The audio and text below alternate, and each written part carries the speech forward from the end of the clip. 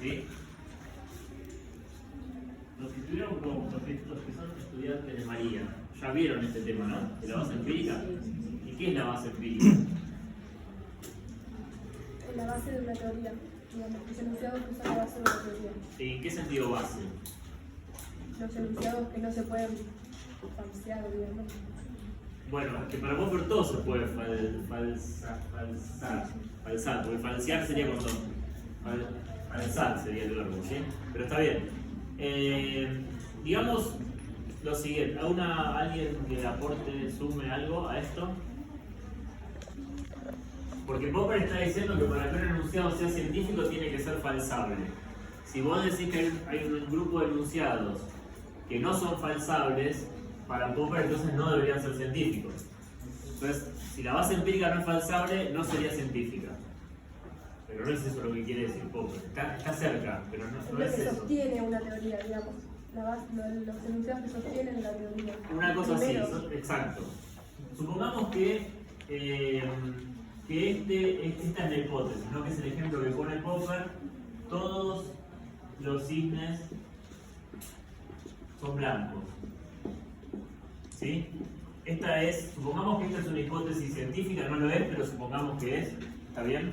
Es un enunciado general que dice que eso, que todos los cisnes tienen la propiedad de ser blancos. Hay sillas por acá vacías, es un éxito de venta. Bueno, entonces, decíamos que este enunciado, por ejemplo, ¿es falsable o no es falsable? Sí, es falsable. ¿Por qué? Porque no sabemos de todos los cisnes. O sea, si hay un solo cisne negro, si mal no recuerdo si es así, ese enunciado pasa a ser falso. Bien. Pero entonces, ¿qué es la falsabilidad? La posibilidad de que algo sea falso.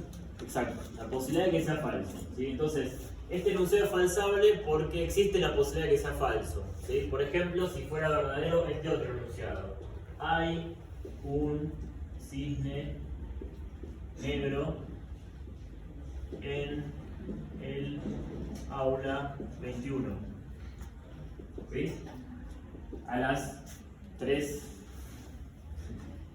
y 24, ¿sí? Del 9 de mayo del 2024, en la sede del CBC, ¿sí? Avellaneda, todo eso, ¿sí? Porque este tipo de enunciados refieren a hechos concretos con una ubicación en el espacio y el tiempo concreta, por eso digo todo ese detalle, ¿sí?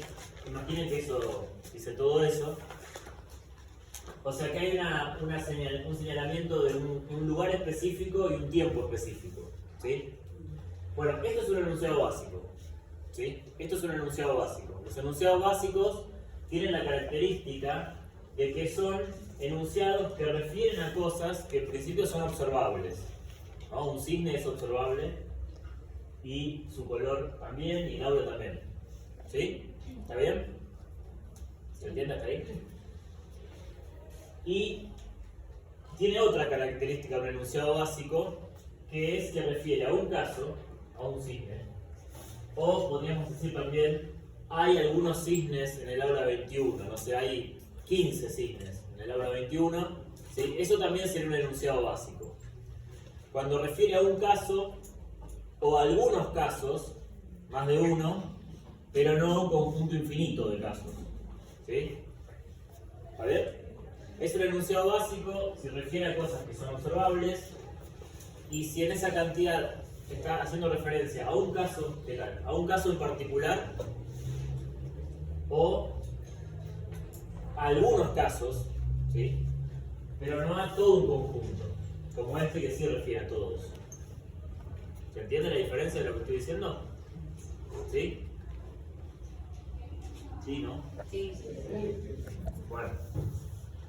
Entonces, decíamos, este es un enunciado básico que además sería lo que Popper llama un falsador potencial de algo como esto.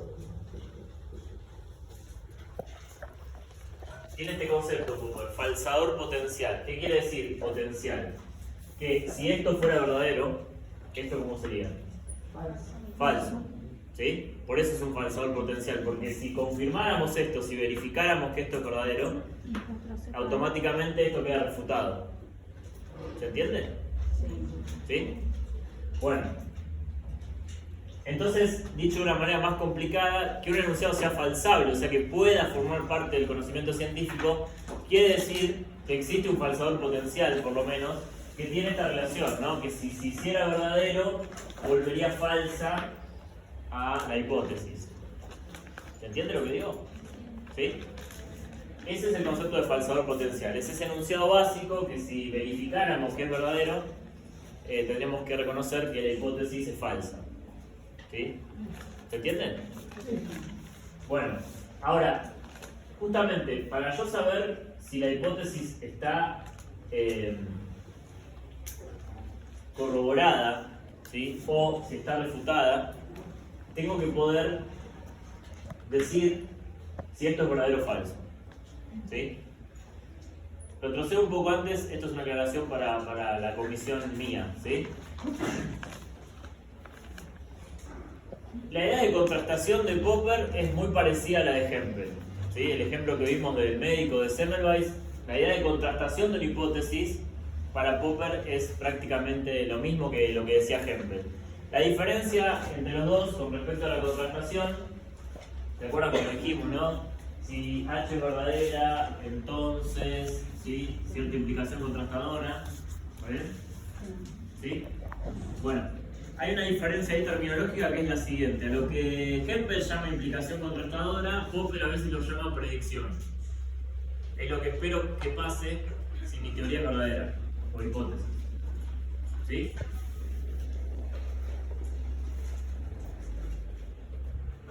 Pero la manera en que plantean la contrastación es la misma. La única diferencia es esta. Para Popper, que no acepta la inducción,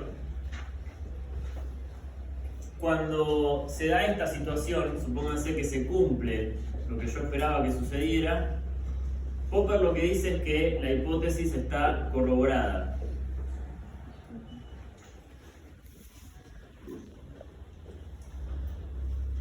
Eso no quiere decir que es verdadera, sino simplemente en Popper quiere decir que hasta el momento no fue refutada. Es algo como por la negativa, ¿no? Que yo contrasté una hipótesis y se cumplió la predicción que yo esperaba, para Popper eso significa que la teoría o la hipótesis está corroborada, y eso quiere decir simplemente que hasta el momento no se mostró falsa. O sea que provisoriamente la puedo aceptar hasta que se pruebe que es falsa. ¿Se entiende lo que digo?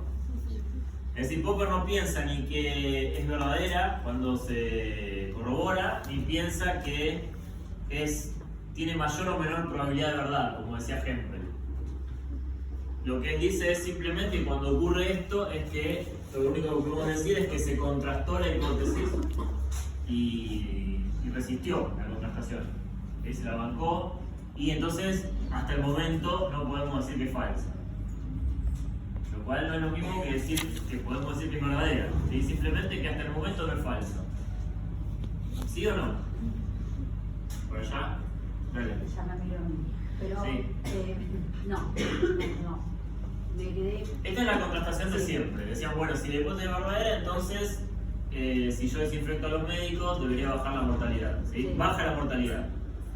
Bueno, Hempel decía que la hipótesis era un caso de confirmación de la hipótesis. Y Hempel pensaba que si yo sumo muchos casos de confirmación, de alguna manera aumento la probabilidad de verdad de la hipótesis. ¿Sí? Para Popper eso sería un razonamiento inductivo y ya lo rechazó acá. Esa parte es la que se distingue de Hempel. Él no piensa que por yo tener más o menos corroboraciones pueda decir que la hipótesis está más cerca o más lejos de la verdad. ¿Sí? Sí. Porque piensen esto, no sé si María les habló de eso. Supónganse que yo estoy contrastando una hipótesis, ¿no? La contrasté una vez y la corroboré o la confirmé, otra vez la corroboré, la confirmé, y un día, un mal día, la contrasto y llega una refutación. ¿Sí? O sea, no se cumple esto, ¿no? Sería este otro esquema. ¿Era así la negación? No, así. algunos ya conocen esta tara de dónde viene, no la voy a... Esto es una refutación, ¿sí? El esquema de la refutación. Supongamos que yo venía contrastando la hipótesis, como le pasó a Semmelweis, ¿no? ¿Se acuerdan que la hipótesis de la desinfección tiene como muchos casos de confirmación, pero después llega un día que se da cuenta que esa hipótesis tiene como una limitación y aparece una refutación de la hipótesis, ¿sí? A pesar de que previamente la había confirmado, ¿sí? En términos de ejemplo. Yo pregunto si la hipótesis fue refutada, ¿sí? Eso quiere decir que la hipótesis se convirtió en falsa una vez que yo me di cuenta que era falsa, opción 1. Opción 2, siempre fue falsa, solo que yo me di cuenta en un momento determinado. ¿Qué les dice su intuición? ¿Entendió la pregunta? Yo refuto una hipótesis, ¿sí? Que hasta el momento no había sido refutada. ¿La hipótesis se convierte en falsa cuando yo la refuto o siempre fue falsa, solo que yo me di cuenta en un momento determinado de la historia? ¿Se entiende la pregunta? ¿Qué le dice su corazón? Siempre fue Siempre fue falso. falsa. Es el corazón realista que tenemos. O sea, que la realidad es independiente de nosotros, ¿no?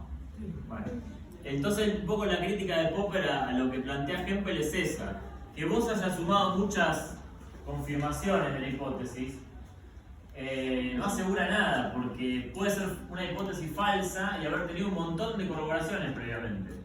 Entonces, ¿qué sentido tiene decir nunca estuvo más cerca de la verdad? Siempre fue falsa. ¿Se entiende lo que digo? Entonces, esto de sumar grado de probabilidad de verdad, dice Popper, no sirve, no te indica nada. La podés haber confirmado o corroborado 100.000 veces, y si es falsa, era tan falsa cuando la corroboraste como cuando después la refutaste. No estuviste nunca más cerca de la verdad. Siempre estuviste en la falsedad, lo que pasa es que vos no lo sabías. ¿Se entiende lo que estoy diciendo? ¿Sí?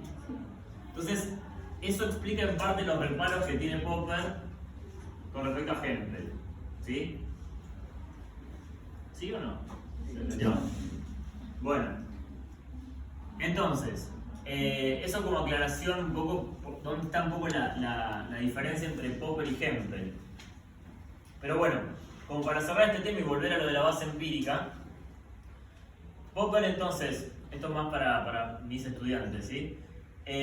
Popper lo que dice es que vos tenés dos opciones: corroborar la hipótesis, que solo significa que no fue refutada, o sea que la contrastaste y no fue refutada, y nada más. No significa ni que es verdadera, ni que es probablemente verdadera, ni nada acerca del futuro de la hipótesis. No se está asegurando nada, sino que hasta ahora no se probó que era falsa. Eso es lo que significa corroborar, ¿sí? Y del otro lado, esto es la refutación, y para Popper, en principio, la refutación es confiable, porque este razonamiento, que es el modus tollens, es válido. O sea, esta forma de razonar es correcta, desde el punto de vista lógico, ¿sí? Entonces, llegar a la conclusión de que la hipótesis es falsa cuando tengo una refutación sería una conclusión lógicamente válida, ¿sí? Acá, en cambio, si yo quisiera afirmar la verdad de H, estaría cometiendo una falacia de afirmación del consecuente, es un razonamiento inválido. Por eso no puedo afirmar la verdad de H. Nunca. ¿Sí? Con seguridad, al menos. Bueno, ¿está bien? Ahora, volvamos a la cuestión de la base empírica, ¿sí? Para yo saber si este enunciado, supongamos que esta es la hipótesis, ¿no? Habíamos dicho, es el ejemplo que usa Popper. Para yo saber si esto está corroborado o refutado, tengo que poder determinar, verificar si un enunciado como este es verdadero o falso, ¿sí? Cualquier hipótesis que yo contraste, cualquier teoría, para poder saber si está corroborada o refutada, tengo que poder saber, en términos de Popper, si algún falsador potencial es verdadero o falso. ¿Sí? No tengo otra manera. Entonces, de ahí la importancia de preguntarse cómo se acepta o cómo se conoce la verdad o cómo se justifica la verdad de enunciados, no como este ya, sino como este. ¿Sí? Porque si yo no puedo saber cuándo esto es verdadero o falso, tampoco puedo decir nada acerca de las hipótesis, si están corroboradas o refutadas. O sea, se me cae toda la mierda. Y yo no puedo saber si esto es verdadero o falso, este o cualquier otro falsador potencial. Este como ejemplo, ¿no? Si yo no puedo determinar si esto es verdadero o falso, no puedo determinar si tengo a la hipótesis corroborada o refutada. Entonces no puedo decir nada acerca de la hipótesis y me voy a mi casa porque no puedo avanzar en el conocimiento. ¿Se entiende el problema? ¿Por qué la cosa ahora se trasladó acá? El problema. ¿Sí? Antes decíamos, bueno, esto yo no lo puedo verificar porque no puedo ver a todos los cisnes, son infinitos. ¿Sí? Lo puedo refutar, pero lo puedo refutar en la medida que yo pueda decir si una cosa como esta, un enunciado como este, es verdadero o falso. ¿Sí? Y ahí viene el problema de la base empírica, pero se entendió el planteo porque yo necesito, para poder corroborar o refutar, poder decir si un enunciado básico o un falsador potencial en términos de Popper es verdadero o falso. ¿Se entiende? Porque necesito poder decir eso para saber si estoy acá o acá. En el ejemplo de Semmelweis, yo no puedo saber si la muerte se redujo en la división primera o no se redujo. Si no conozco el valor de verdad de ese enunciado, no puedo decir si la hipótesis del contacto con materia cadavérica está corroborada o refutada. Tengo que poder confirmar el enunciado que dice se redujo la muerte en tal momento en la división primera o no se redujo. Tengo que poder determinar eso para saber si corroboré o refuté la hipótesis. ¿Sí o no? Sí. ¿Se entiende? ¿El resto, mis estudiantes? ¿Sí, no? ¿No quieren hablar? Digan todo lo que dicen cuando no están. Bueno, no, en serio, ¿hay preguntas? ¿No? Si no se entienden, porque parecen tres cuestiones que están separadas. Y en realidad no, o sea, están conectadas. Bueno. ¿No? ¿En qué se uniría esto con lo anterior? Buena pregunta, pues no lo dije todavía. Acá viene la pregunta que si ustedes tuvieran que verificar este enunciado, o sea, determinar si es verdadero o falso, ¿no? Le dicen hay un cisne blanco en el aula 21, a las 3 y pico de la tarde. ¿Qué es lo primero que se les ocurriría hacer para saber si es un verdadero o falso? ¿Qué? Claro, o sea, venir y mirar. Pero Popper es filósofo y esa respuesta sería muy sencilla. Y eso le parece que no. La primera opción a la pregunta ¿cómo se justifica esto? Sería a través de la observación, ¿sí? Eso es lo que Popper llama el trilema de Friedrich.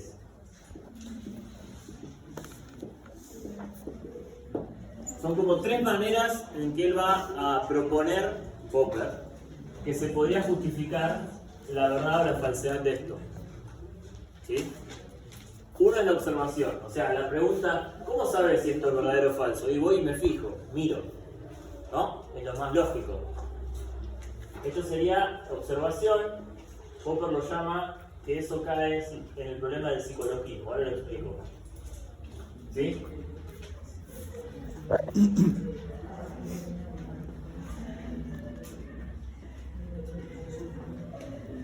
¿Preguntas acá? O sea, el razonamiento es este. Yo necesito poder explicar cómo determino si un enunciado como este, o sea, de la base empírica, es verdadero o falso, para poder decir, por ejemplo, si esta hipótesis está refutada o está corroborada. ¿Sí? Si encuentro el cisne, si no hay ningún cisne negro acá, o si el cisne que encuentro es blanco, estaría corroborado esto. Si el cisne que encuentro es verde o negro o otro color que no sea blanco, está refutado. ¿Se entiende? Pero para poder saber si está refutado o corroborado esto, tengo que poder saber si esto es verdadero o falso. Parece sencillo. Como dijeron por ahí, agarro y miro. Me fijo bien, ahí hay mucha gente, por ahí hay un cisne negro por ahí. Y bueno. Bueno, esa primera opción, justificar este tipo de enunciados o probarlos a través de la observación, Popper dice que eso sería como incurrir en una especie de psicologismo. Y en definitiva, es volver a caer en cierto razonamiento inductivo. Y ahí se conectan. Vos que preguntabas. ¿Por qué se conectan? No sé si María les habló de esto, no quiero hacerla tan larga tampoco. ¿Por qué Popper rechaza la primera opción? Que sería la más natural, que nos sale decir de cómo sé si esto es verdadero o falso. ¿Sí? Popper piensa que un enunciado tan simple como este, en realidad dice más de lo que parece decir al principio. ¿Sí? Por ejemplo, cambio un poquito de ejemplo. Si yo digo que hay un vaso de agua en la mesa, ¿sí? Un vaso de agua en esta mesa, ¿sí? Digo eso, hay un vaso de agua en la mesa. Popper piensa que cuando yo uso un término como agua, ¿sí? Me estoy refiriendo a una sustancia que tiene ciertas propiedades ayer, hoy y siempre. ¿Se entiende? Cuando yo digo que esto es agua, digo, acá tengo un vaso de agua, estoy diciendo que ahí adentro del vaso hay una sustancia que se comporta ayer, hoy y siempre de cierta manera. Por ejemplo, que es incolora. Por ejemplo, que a los 100 grados hierve. Por ejemplo, que tiene, no sé, cierto gusto. ¿Sí? Cuando digo que algo es agua, para Popper estoy diciendo todo eso. Es una sustancia que, si la pones a 100 grados, hierve. Es una sustancia que no tiene color. Es una sustancia que tiene tal sabor. ¿Sí? Pero no solo en el instante que lo estás mirando. Y ahí está el problema. Porque yo quizás ahora puedo dar fe que lo que está ahí enfrente mío es un vaso de agua porque tiene estas propiedades. Lo que no puedo asegurar es que conserve esas propiedades en el futuro, eternamente, y que las haya tenido las mismas en el pasado, cuando yo no miraba. ¿Se entiende lo que digo? Sí. O sea, este tipo de enunciados para Popper es, habla más o refiere a más de lo que yo puedo captar a través de mi experiencia, porque lo que yo puedo ver a lo sumo es lo que estoy percibiendo en ese momento y en todos los momentos que lo mire. ¿Sí? Pero si yo me voy por acá y el vaso empieza a cambiar de color, o empieza a hablar, o el agua se así y sale para afuera, yo ya no consideraría que eso es agua. ¿Sí? El tema es que yo no puedo asegurar que eso se comporte de la misma manera para siempre, porque necesitaría un tiempo infinito. Igual que necesitaba chequear infinitos casos para saber si todos los cisnes eran blancos. ¿Se entendió la similitud? ¿Lo repito? Yo tendría que poder mirar ese vaso en cada instante del tiempo, del pasado, del presente y del futuro. Eso es una cantidad de percepciones tan infinitas como la cantidad de cisnes que tendría que ver para saber si esto es verdadero. ¿Sí? ¿No? No, profe, a mí no quiero seguir No, estoy para eso. Si el no vaso... termino de captar en realidad, o sea, me perdí con el cisne negro. Entendí el vaso de agua, todo bien, pero... O sea, cuando yo uso palabras como cisne, sí. como... O sea, a ver, si vos tenés un cisne acá, ¿no? Y el cisne de repente, no sé, voy a hacer una cosa exagerada, ¿no? Habla. ¿Es lo que llamamos cisne tiene la propiedad de hablar? Ya entrarías a pensar que no es un cisne, ¿sí? Entonces, de alguna manera, cuando vos decís que hay un cisne, estás diciendo algo más que lo que percibís en el instante que lo estás viendo. Estás diciendo que es el tipo de cosas, los cisnes, que se comportan de cierta manera en ciertas circunstancias, ¿sí? Es más, está diciendo algo más para Popper todavía, algo más fuerte que eso, que es que estás diciendo que tiene ciertas propiedades y las va a tener siempre, en la medida que sea un cisne, en el pasado, en el presente y en el futuro. ¿Sí? ¿Se entiende? O sea, si el cisne en un momento empieza a hablar, ya no es un cisne. Si habló en el pasado, no es un cisne. ¿No? Sí, ahí entendí, ahí lo entendí. Entonces, para yo poder verificar que lo que efectivamente ahí hay es un cisne, tendría que estar mirando durante todo el tiempo que dure el universo. Y entonces ahí repunto... Y entonces tengo el problema de que si quiero recurrir a la observación para verificar esto, tengo el mismo problema que tenía con la inducción, que es que no sirve, no puedo. Entonces la observación queda bloqueada como mecanismo de justificación de estos enunciados. Pregunten, dale. Sobre todo me refiero a no sé cómo se las arregló María para explicar esto, pero, qué sé yo. Mis estudiantes, preguntas acá.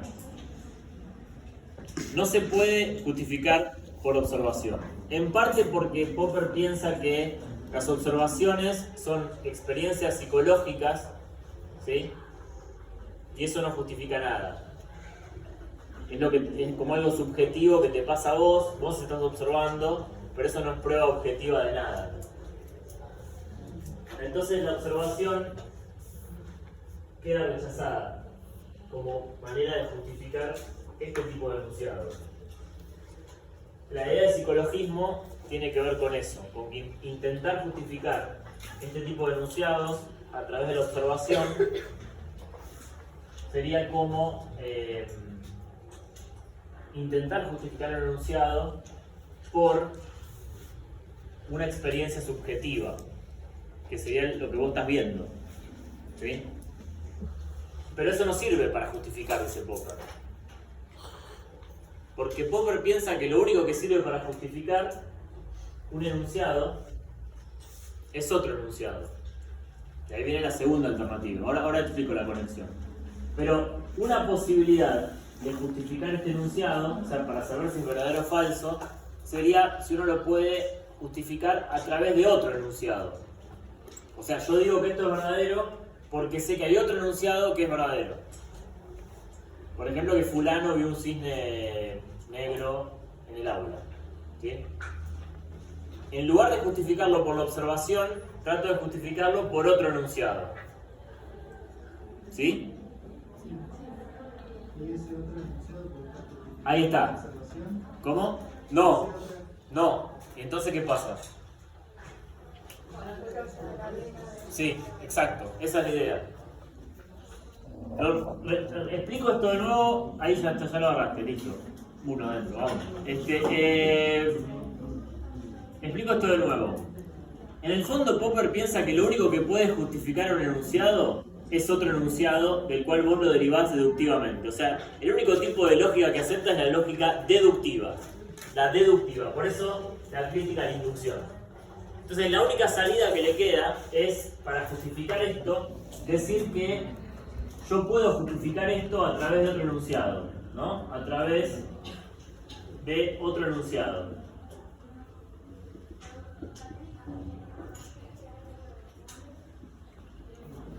Porque es lo único que él concede como justificación, ¿sí?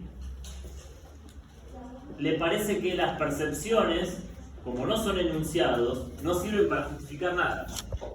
Por eso esto no va tampoco. Es por el ejemplo que les di del vaso, que a mí me gusta más, y por esto otro que estoy diciendo ahora. Porque lo único que él concibe, que Popper concibe como una auténtica justificación del enunciado, es poder derivarlo de otro enunciado que ya sabes que es verdadero. Pero ¿cómo sabes que ese enunciado es verdadero? ¿Sí? En un razonamiento, por ejemplo ¿no? Todos los hombres son mortales. Primera premisa, Sócrates es un hombre. Un hombre. Por lo tanto, conclusión, Sócrates es mortal. ¿Sí? ¿Se acuerdan que habíamos visto alguna vez este ejemplo de razonamiento? Este es un ejemplo de razonamiento, premisas, conclusión. Yo puedo llegar a la verdad de esto, de este enunciado, a partir de la verdad de estos dos. ¿Sí? Eso es lo que estaré proponiendo Popper para este enunciado, para este tipo de enunciados. Deducirlos de otros que ya sé que son verdaderos. Pero viene la pregunta que hizo él. ¿Cómo sabes que esto es verdadero? Bueno, porque los deduje de otro enunciado anterior. Ah, sí. ¿Y esos otros? ¿De dónde los sacaste? Y porque los deduje de otros enunciados. ¿Y esos otros? No sé si se ve, esta película no termina nunca, ¿no? De otros enunciados los deduje. Y esos otros de otros. ¿Cómo se llamaba eso? Regresión al infinito. Otra vez, lo que vos decías. Así como le pasaba con la inducción, le pasa para... Si uno intenta justificar este tipo de enunciados a través de otros enunciados, te quedas siempre pidiendo nuevas justificaciones y no termina nunca eso. No termina nunca, porque para Popper la observación no es un parate, como decías vos. Eso vos me decías, ¿y los otros se pueden justificar por observación? No. Entonces siempre tenés que apelar a otros enunciados nuevos para los cuales siempre vas a preguntar por qué, siempre hay justificaciones nuevas, eso no termina nunca. Regreso al infinito. Esto conduce otra vez al regreso al infinito. Tampoco va. ¿Me siguen hasta acá? Popper está diciendo, si no podemos saber cuándo esto es verdadero o falso, no vamos a poder refutar ni corroborar la hipótesis. Entonces la pregunta ahora es, bueno, ¿cuándo sabes que esto es verdadero o falso? Y es fácil, miro. Bueno, a esa respuesta fácil, la respuesta de Popper es, no, eso no sirve. La observación no puede justificar enunciados. Primero por lo que les dije del vaso, en el fondo sería volver con los problemas de inducción. Y otra manera de decirlo, o otra razón de Popper, es, bueno, vos estás tratando de justificar un enunciado por una experiencia subjetiva que es tu visión del vaso, del cisne, ¿no? Y eso no sirve para justificar, porque Popper supone que entiende por justificación deducir un enunciado de otro. Eso es lo que Popper entiende por justificar, ¿sí? Por eso le parece que la observación no puede justificar, porque el hecho de ver no es un enunciado, es una percepción psicológica, no es un enunciado, ¿sí? Él lo que quiere es que haya una justificación así para esto. Pero entonces, otra vez, vos le preguntás, ¿y cómo sabes que las premisas son verdaderas? Y porque se justifican por otro enunciado, y esas por otro, y esas por otro, y esas por otro, regreso al infinito. ¿Se entiende? Tampoco esta chance también queda tachada. No va ni por acá ni por acá. ¿Sí? Tercera opción, es el trilema que estamos desarrollando. Tercera opción sería que se justifiquen dogmáticamente. ¿Qué es una persona dogmática? Así en el lenguaje cotidiano. ¿Qué es una persona dogmática? ¿Nunca escucharon esa...? ¿No? Que reconoce sin justificación. Sí, sin justificación. Que acepta algo sin justificación, que le mostrás, che, esto es falso, ¿no? Le mostrás una evidencia y sigue como emperrado en lo mismo, ¿no? Es una persona dogmática que no cambia la opinión, aunque esté viendo ahí o le estés mostrando que lo que cree está mal, ¿sí?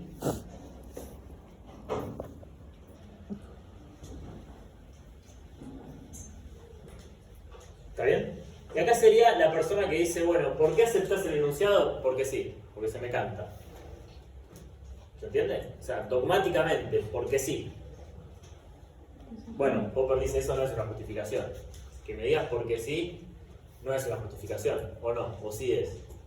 Que alguien te diga, ¿por qué crees tal cosa? Y porque sí. No, dame una razón. Bueno, no es una razón que te digan porque sí, o porque me parece. ¿No? Bueno, ese es el problema que ve con la tercera opción. El dogmatismo, decir, bueno, está justificado porque se me canta a mí, porque lo acabo de decretar yo, no es una justificación en absoluto, dice Popper. ¿Sí? ¿Está bien? ¿Se entiende? Entonces queda descartado esto, esto y esto. ¿Cómo se justifica para Popper los enunciados básicos? Entonces, porque si no se puede justificar, toda la explicación se le cae al piso. O sea, no puede haber ciencia, no lo puedo explicar, digamos. Bueno, la respuesta de Popper es realmente un poco decepcionante. Popper dice que estos enunciados se aceptan por convención. ¿Saben lo que es una convención? Un acuerdo. Nos ponemos de acuerdo, bueno, nosotros no. La comunidad científica, en un momento dado, se pone de acuerdo y dice, bueno, este enunciado ya fue lo suficientemente contrastado, lo vamos a considerar verdadero o lo vamos a considerar falso, depende de cómo haya sido la contrastación. ¿Sí? Nos ponemos de acuerdo no porque lo hayamos probado de una manera definitiva o porque lo justifiquemos por la observación, no, simplemente en un momento dado, para poder avanzar con el conocimiento, dice Popper, la comunidad científica considera que, por ejemplo, un enunciado como este ya está lo suficientemente probado, es confiable y entonces se acepta como verdadero. Sería un parámetro. ¿Cómo? ¿Un paradigma? ¿O estaría equivocado? No, paradigma no es palabra de Popper, más de Kuhn, después. Sí, es de Kuhn, pero algo así. No es un paradigma, no. Popper no tiene la idea de paradigma. Popper sigue analizando la ciencia en términos de teorías, y el paradigma es algo más grande que una teoría, o sea, abarca más cosas. ¿Sí?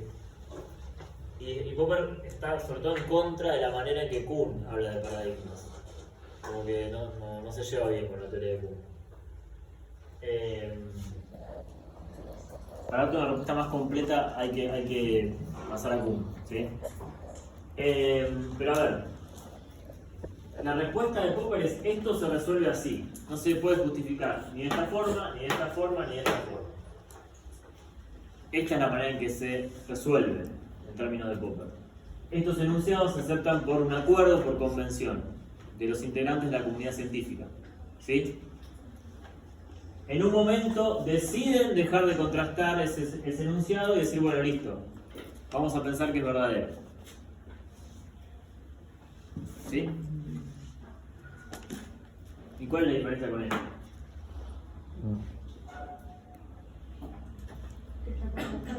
Que está contrastado, sí, pero viste que la contrastación podés seguirla infinitamente. Él lo que dice es: la observación no justifica, pero de alguna manera hace que nos pongamos de acuerdo. ¿Sí? Como todos más o menos vemos lo mismo, nos ponemos de acuerdo en ciertos enunciados. ¿Sí? No lo justifica, pero nos motiva a aceptar los mismos enunciados. A todos nosotros. ¿Sí? Somos seres humanos, más o menos vemos igual. Pero, dice Popper, yo no recurro a la observación para justificar, ¿no? Sería la mezcla de los tres. ¿Cómo? Sería una mezcla de los tres. Algo así. Pero cuando vos le decís que lo acusás de ser alguno de los tres, te dice: no, Claro. yo no estoy diciendo eso. Pero Pero es lo una acusás de mezcla. este y te dice: no, pará. Yo no digo que la observación justifique. Yo digo que la observación nos motiva a aceptar el enunciado, pero no es una justificación. Yo no caigo en el psicologismo, dirá Popper. Soy más vivo, no caigo. ¿Se entendió eso? Sí. No hay que vacunar porque se van un poquito con el frío. ¿Vieron? Bueno, 2. La convención no implica que yo no pueda seguir contrastando el enunciado. Viene él y me dice: che, yo me parece que esto, cuando miramos, por ahí no sé, estaba medio oscuro, estábamos bajo efectos, no sé. Vamos a chequear de nuevo porque me parece que las condiciones de observación no eran las ideales, ¿sí? Estaba la luz apagada porque había emergencia energética, y entonces voy de nuevo, de día, ¿sí? Bueno, lo que dice Popper es que se haya aceptado el enunciado por convención no quiere decir que es inapelable, o sea que nunca más se va a poder poner en tela de juicio. Sí se va a poder. O sea, puede ser que un día resolvamos que hay que volver a revisar y a contrastar este enunciado, ¿sí? Pero la contrastación yo podría no terminarla nunca, o sea, sería parecido a lo que pasa acá, un regreso al infinito. Popper dice: lo mío no conduce a un regreso al infinito porque justamente en un momento se decide parar, pero no porque se haya llegado a la verdad definitiva, absoluta, inapelable, sino por simplemente un acuerdo, ¿sí? Y porque si seguimos contrastando infinitamente no avanzamos más. No avanza más el conocimiento. Si en algún momento no das esto por sentado, no puedes ni refutar ni corroborar. ¿Está bien? Entonces no hay regreso al infinito porque en un momento vamos a decidir parar.